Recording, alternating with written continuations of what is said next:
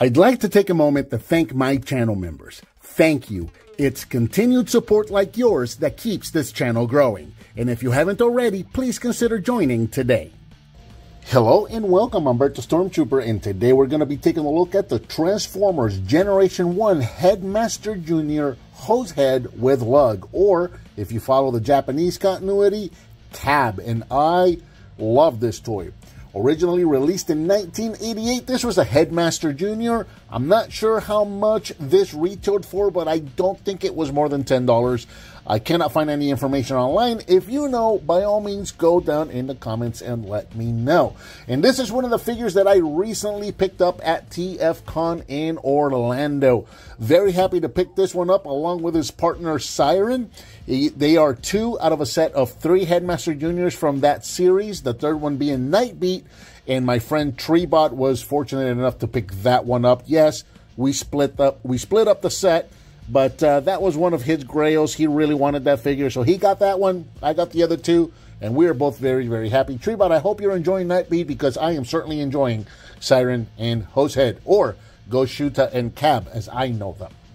So, Cab here, or HOSEHEAD, is a fire truck, and I remember my little brother had this one as a kid. I remember this one from when we were kids. Very cool figure, and one that I've been wanting to get my hands on for quite some time. Very happy to have him again and to add him into my collection. He's a fire truck, approximately 6 inches long, about 3.5 to the top of the vehicle right there.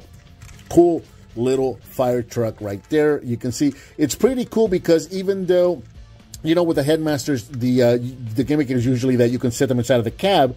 This one doesn't really have a cab to speak of, but he's got a little jump seat right there in between the cab and the ladder part of the vehicle, or I guess that's a water hose part of the vehicle. And he can sit right there, which is pretty neat.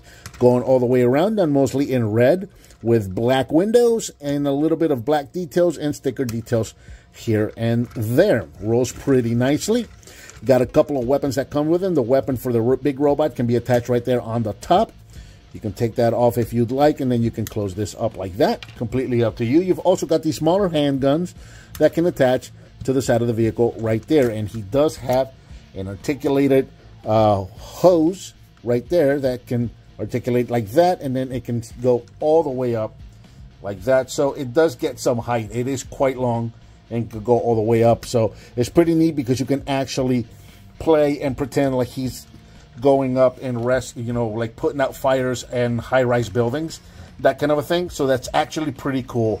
Adds a lot of playability to this figure right here. A couple of quick comparisons. Here he is with his one of his partners, Siren or Goshuta. So you can see what the 2 of them look like together. And another comparison, because he's here on my desk and he's the best Transformer ever made. Here he is with Armada Sideswipe. So you can see what the 2 of them look like together. To transform HOSEHEAD or Cab, we're going to go in here and we're going to pull out the jump seat. And what was his partner called in the US? Lug. And we can take Lug out of here, out of the little seat right there. You can check him out real quick. He's not very different from Goshuta, so you can see what he looks like right there. Articulation-wise, these Headmaster Juniors were only articulated at the hips right there, so they can do standing position, they can do sitting position, and then they can fold all the way over for head position. And they didn't have a flap on the back either, so you know how some of the larger Headmasters had a little flap to hide the head? These guys, when they're in the little robot mode, or in the little companion mode, the big robot head is always showing. So to transform him into a head, we're just going to fold him over at the waist all the way, and then we're going to plug him into his seat, which is now going to become a helmet. We're going to take the little handguns right here off of the side of the truck, and we are going to plug these in to the side of the helmet to form antenna. So there we go. There is HOSEHEAD's head, or Cab's head, all ready to go. We can set that off to the side. We're going to take the vehicle right here, the fire truck, split the front, move the hose out of the way, take the whole cab, split these all the way open, and take the whole cab right here and just rotate it around. This is going to form the robot's legs. take the arms and flip these forward. Flip them up at an angle. You want to take these little panels here and flip these in. And you want to do this afterwards. If you do this while the arms are still here, the panels will hit the arm piece right there. That's why you want to get the panels out of the way first. And then just fold those panels into the back right there. Little sliders right here for the fists. Straighten everything out. And there's the robot mode. We'll open up the chest so we can see his stats. And we'll bring in the Headmaster and plug him in. He's got approximately a 5 in speed, about an 8 in strength, and a 6 in intelligence. Close that up, and there we have HOSEHEAD, or Cab, in his robot mode. Measuring approximately 6 inches at the top of the helmet, 6.5 if you go to the top of the antenna right there. And again, very cool figure. Just a lot of nostalgia with this one. I remember having this one as my brother had it as a kid. So it's just a nostalgia factor for me. Although he's pretty solid, not a whole lot of empty or hollow bits in the back like his partner Siren did. If you remember Siren, he had a lot of hollowness in the back right there. This guy, not so much. He makes for a little more solid of a robot. Now, I do remember a point of contention that I always had was one, these flaps. Although they are drawn in the artwork, so I guess that's right. But I always wish they would have had a better way of hiding these flaps. You know, something other than just sticking out like that. And the fact that these legs on the later Transformers, I never really liked how the legs were always kind of like a uni-leg.